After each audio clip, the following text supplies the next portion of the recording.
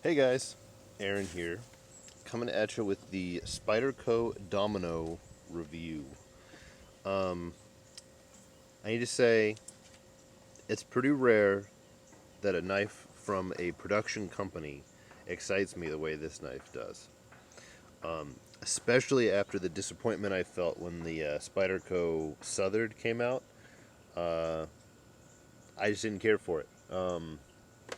I didn't care for the brown color. I didn't care for the marginal flipping action. I didn't care for the single placement clip. Just kind of in general wasn't my thing. And what I like about the Domino is that for $50 less, I think in many ways you get a considerably better knife. So to start things out, from tip to tail is 7.75 inches. The cutting length on the blade is about 3 inches. Spyderco advertises it about 3.13 inches. The blade steel is CTS XHP. The closed length is 4.5 inches, and the weight is 4.2 ounces. Um, Ergonomically, I think that the Domino has what I would consider to be very normal, traditional Spyderco ergonomics. Um, it has kind of a forward finger choil, a little bit of a palm swell with a declining angle on the tail. And what that does is that serves to really lock it into your grip there. That bump fits between your two fingers, and it's really comfortable to hold. You have very functional jimping here. Just a really great knife in terms of holding, or in terms of how it feels in the hand. But the one thing I will say that I think is kind of interesting is that the flipper tab here does not really act to enhance the forward choil at all. It almost is kind of hidden. In a lot of ways, I think that's kind of a cool design element that not a lot of other companies are doing. But you can see it sticks up, plenty of room to get a good purchase on it, but then it's mostly hidden down here. So, kind of interested in that. Um, the knife comes with a 4-way positional black spoon clip from Spyderco. These typically are not my favorite clips. I would have preferred one of Spyderco's wire clips, but it serves its purpose fine. You have a decent amount of the knife that protrudes from your pocket, about that much. That might be too much for some people, or if you're like me, you kind of like it because you can get a good grip on it if you're trying to extract the knife. Overall, I think the clip functions fine. Um, Now, I've heard a lot of people talk about this scale and how much they don't like the look of it. I'll be honest with you, it's kind of grown on me. I dig the kind of the pattern and how when you move it in the light, it changes, so you can see different aspects of it. It adds a little bit of grippiness to an otherwise smoothly textured knife. Um, it's called Cubic. What is it called? Cubic Check Carbon Fiber Laminate from Spyderco. It's kind of interesting.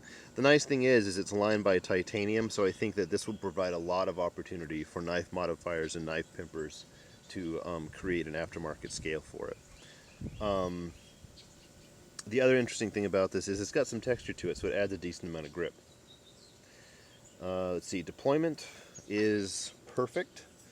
You have two different methods of deploying it. You have the obvious the flipper, which works, and then you have the spider hole, which is accessible from either side of the knife and is nice and smooth.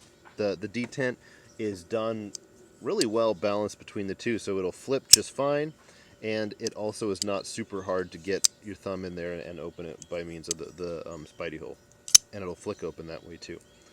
Um, this is kind of one of the big selling points for me is they really squared away their flipping action between balancing the detent out and getting the bearing system worked right in there and flipper placement.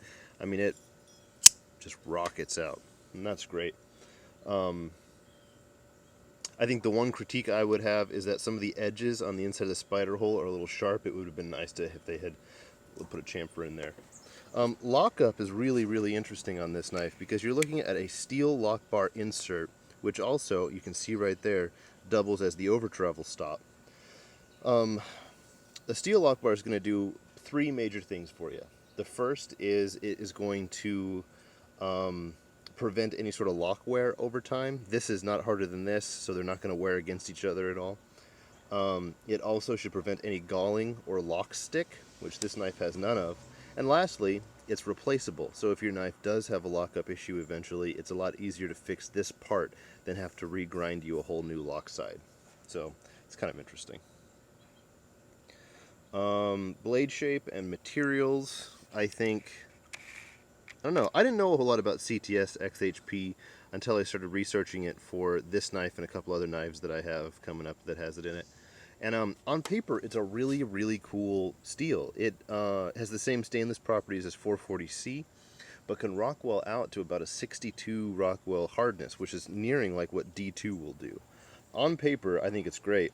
And I will tell you that this knife is ground from a very thin piece of CTS XHP. So it will be a great slicer. Sorry, I keep bumping the camera, but I don't know if it's going to hold up to a lot of really hard use. I know that it came to me furiously sharp and has stayed that way throughout my testing. I would be aware of the tip, however, because it is just a surgical little tip. So it's not going to take a whole lot of torsion or abuse.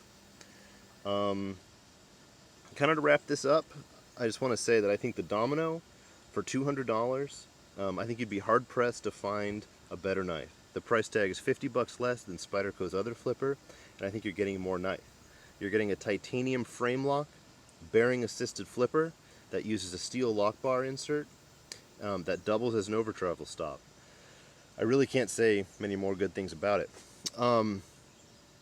There will be a link in the description to practicallyeveryday.com where there's a written review and better pictures. Go check that out if you like, and there will also be a link on that site for you to purchase the knife. And if you go through that link, anything you buy from Blade HQ will help support Practically Every Day, and I would really appreciate it. Thanks a lot, guys. I hope you enjoyed it. Looking forward to the comments. Aaron, out of here.